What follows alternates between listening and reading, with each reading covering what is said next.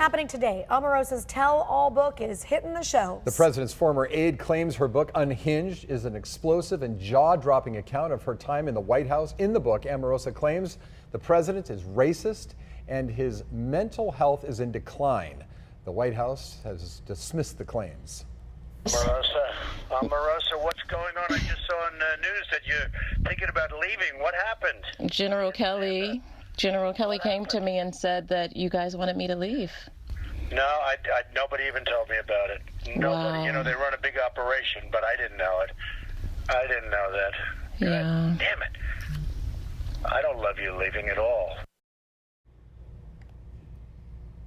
Now, was releasing those tapes illegal? Wendy Patrick now joins us in today's Inside the Law. First of all, getting to what you heard on the tape from Donald Trump, do you believe what you hear there, that General Kelly didn't inform the president that she was going to be dismissed? Well, it seems unlikely, and we always start there, don't we, when we hear these disputed accounts of what did the president know, when did he know it, is this somebody just acting without the president's approval? You got to know somebody like Donald Trump, who's been a businessman his whole life and has managed a large number of employees, probably knew. And when you hear a tape like this being released, it also seems like this is, again, something that we're questioning. How did she end up taping this without without the president knowing? Because he always assumes he's being tape recorded. He's always managed us to be in a one-party consent state, whether it's New York or D.C. And we know that he's been paranoid about being recorded before, so perhaps this is something that shouldn't be surprising. Is it illegal to do this? Not if you're in a one-party consent state. But here's the rub. You have to be a party to the conversation. In other words, there's a big difference between secretly recording a phone call, if you're in a one-party consent state. California is not, so you can't do that here, versus maybe planting a tape recorder in the office of a colleague or the bathroom or somewhere else. That's different, and that could be breaking the law. Where does this now, do you think, go from here then? In other words, if she hasn't broken the law, is she just going to sell a bunch of books? Well, that's obviously the goal, but here's what the White House has discussed. And actually, it really hasn't been them discussing it, but it's an idea that's been floated out there in the court of public opinion, where everything is vetted, right? Chris and Charlie, that's where we go with our ideas.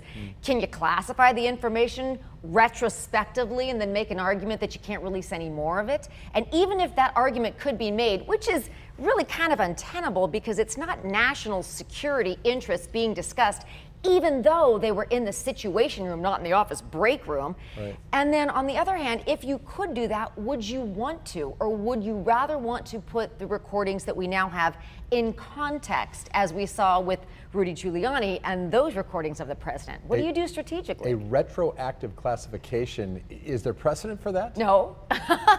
There's really not precedent for a lot of this. You could, in fact, say there maybe is precedent a little bit in a different context, and I'm thinking of the Hillary Clinton emails, but that's not really the kind of scenario we have here, because we're not talking about anything national security wise. That's why I say there's no precedent for something like this.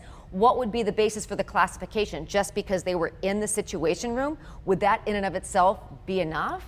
I don't know. I don't think so. We've heard from the president. Chris, can you pull up the latest, tweet where he calls her a dog? He referred to her as a dog, but the president also tweeted saying that she has fully signed a non-disclosure agreement.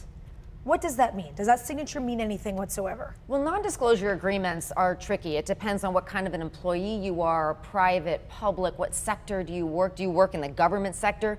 If you're a public employee, for example, in the government sector, as Omarosa is, these are contrary to public policy according to many courts. And I'm not saying that technically, portions of them couldn't be valid, but are they unenforceable? In many cases, the answer is no. And the question here is, did everybody signing them, or anybody signing them in this kind of a circumstance working for the president, did they already know going in that if it were challenged, it was likely, very highly likely, not be unenforceable? We can be willing to bet that Omarosa probably did, because she had to have sought legal advice before going public in this book, wouldn't you think? Yeah. Here's Donald Trump's tweet this morning about this. When you give a crazed, crying lowlife a break and give her a job at the White House, I guess it just didn't work out. Good work by General Kelly for quickly firing that dog.